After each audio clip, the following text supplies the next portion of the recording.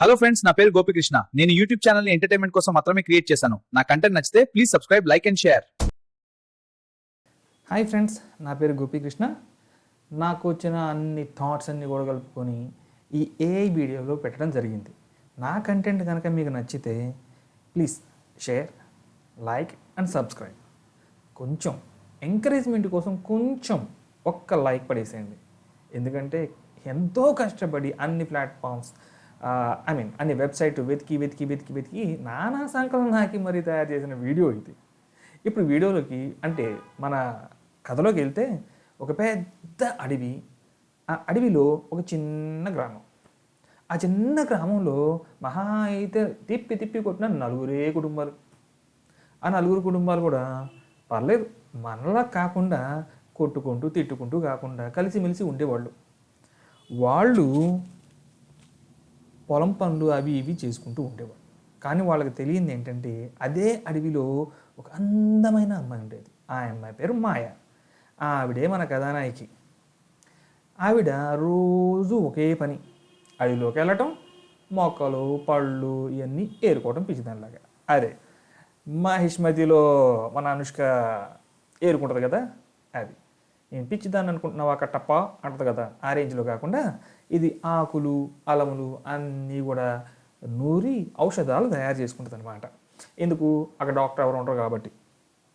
So అలా కానీ విలేజ్లో వాళ్ళందరూ ఏం చూస్తారంటే దూరంగా ఎవరన్నా ఉంటే చాలు, ఇంకంతే ఆడు ఏదో చేస్తున్నాడు, ఆడు ఏం చేస్తున్నాడు, ఇదే పనిగా ఒక్క అన్నేసి ఉంచారనమాట. కానీ వాళ్ళందరికీ కూడా తెలియదు ఏంటంటే కొన్ని వందల సంవత్సరాల క్రితం వాళ్ళ అమ్మ మాయ, వాళ్ళ అమ్మ ఆ కుటుంబాలకి కోసం అని చెప్పి, అంటే అక్కడ వచ్చిన కొత్త ప్రజలకి ఇల్లు సమకూర్చేలా మాయ మంత్రాలు చేసి ఇల్లు స్థాపించారు. అలాగే వాళ్ళందరూ కూడా అక్కడ ఉండటానికి వస్తువులన్నీ కల్పించింది.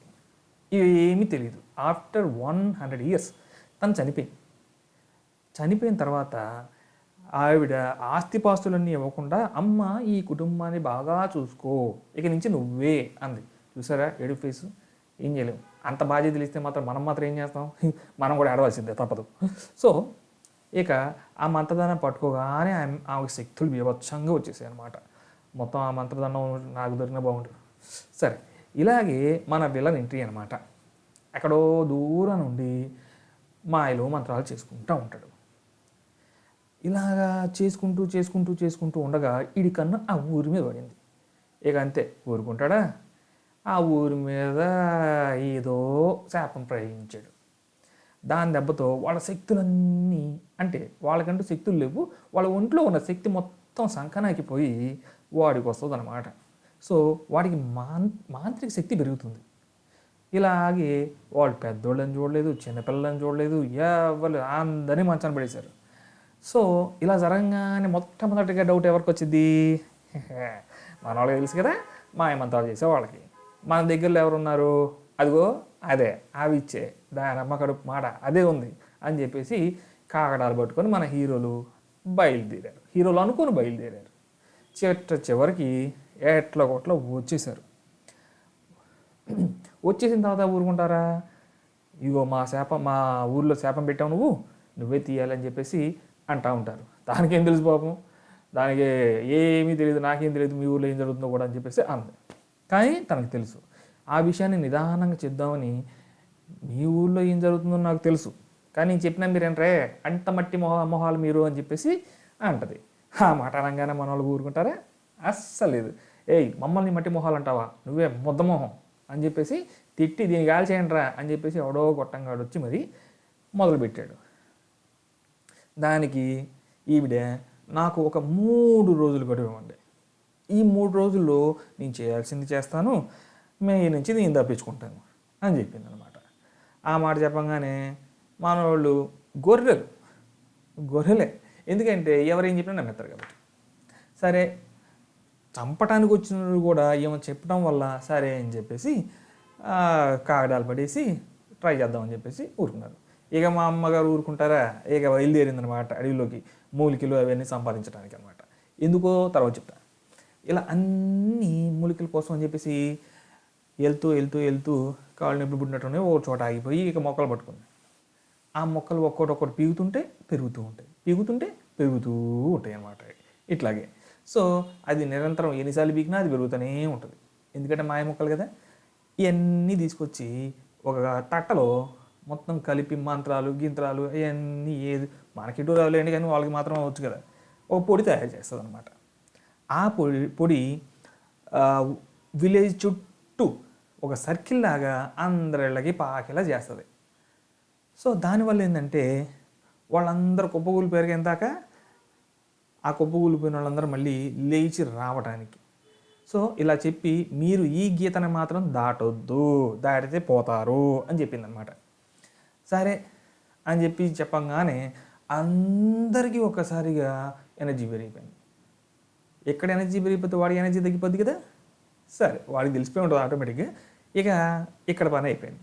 ఇక అమ్మగారు బయలుదేరారనమాట ఆ సోర్స్ని ఎత్తుకుంటూ, ఆ మంత్రం ఎక్కడి నుంచి వచ్చిందా, శాపం ఎక్కడి నుంచి వచ్చిందా అని.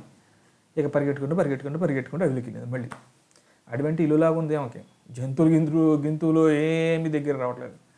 సో ఒక దూరంగా ఒక కొండ కనపడింది. ఆ కొండలో గుహం. ఆ గుహలోంచి మంత్రాలు వస్తూనే ఉన్నాయి. ఈవిడ ఇదే సోర్స్ అనుకుని లోపలికి పోయింది అనమాట. లోపల అనగానే ఏం మనబడింది, ఆ గంగం డాన్స్ చేస్తూ శుభ్రంగా మంత్రాలన్నీ చదువుకుంటున్నారు. చదువుకుంటే మన అమ్మాయి ఊరుకుంటుందా, ఈడి వల్ల నాకు ముప్ప తిప్పాలని చెప్పేసి లోపలికి వెళ్ళి వాడిని అడగటం మొదలుపెట్టింది. చూసారా ఎట్నవుతున్నాడు, ఈడే మన నైట్ షేడ్, వాడి పేరు నైట్ షేడ్ అనమాట. సో వన్స్ లోపలికి వెళ్ళిన తర్వాత ఇక ఇద్దరి మధ్య వాదన. నువ్వు ఊరు వదిలేరా బాబు అంటే నేను వదలను, నాకు వాళ్ళ శక్తులు కావాలి, మధ్యలో నువ్వెవరు అడగడానికి. అదంతే. మరి వాళ్ళ అమ్మకి ఇచ్చిన మాట గుర్తొచ్చింది కదా వెంటనే. ఇక మళ్ళీ ఫైట్ మొదలు.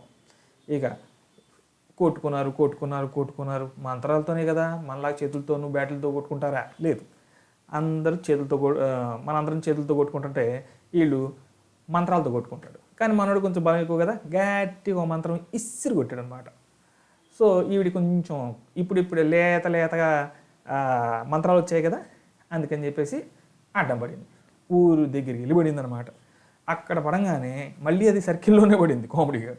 సో ఊరు జనాలందరూ హెల్ప్ చేయడానికి వస్తుంటే ఊరు జనాల మీదకి ఒక పెద్ద శాపాన్ని తీసుకెళ్ళి వాళ్ళ మీద వేద్దామని చెప్పి అనుకున్నాడు. అది చూసారా, అందరూ కూడా ఆ శాపం దగ్గరికి పోతున్నట్టే ఉంది కానీ దూరంగా పోతున్నట్టు లేదు.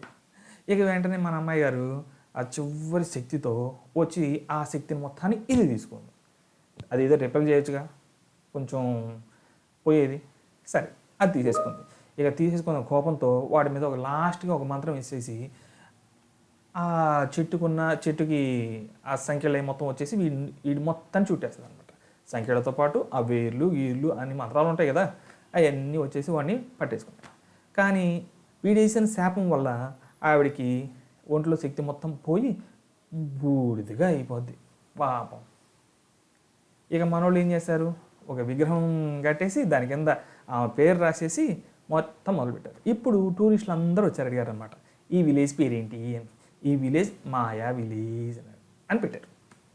బతుకున్నప్పుడు ఎటు పట్టించుకోరు కానీ చచ్చాక మాత్రం విగ్రహాలు మాత్రం పెడతారే అని అనుకొని ఇంతటితో కథ సమాప్తం అయిపోయింది. ఇందులో ఉన్న నీతి ఏంటంటే ప్రస్తుతానికి అయితే ఏం లేదు. నాకు నచ్చిన స్టోరీ ఒకటి క్రియేట్ చేసి పక్కన పెట్టాను. మీకు నచ్చితే లైక్ కొట్టండి, షేర్ చేయండి. ఇలాంటి వీడియోస్ కావాలంటే సబ్స్క్రైబ్ చేసుకోండి. నేను ఇంకా కొన్ని చెత్త వీడియోస్ అయినా సరే మీకు అందిస్తూనే ఉంటాను. Thank you, bye bye.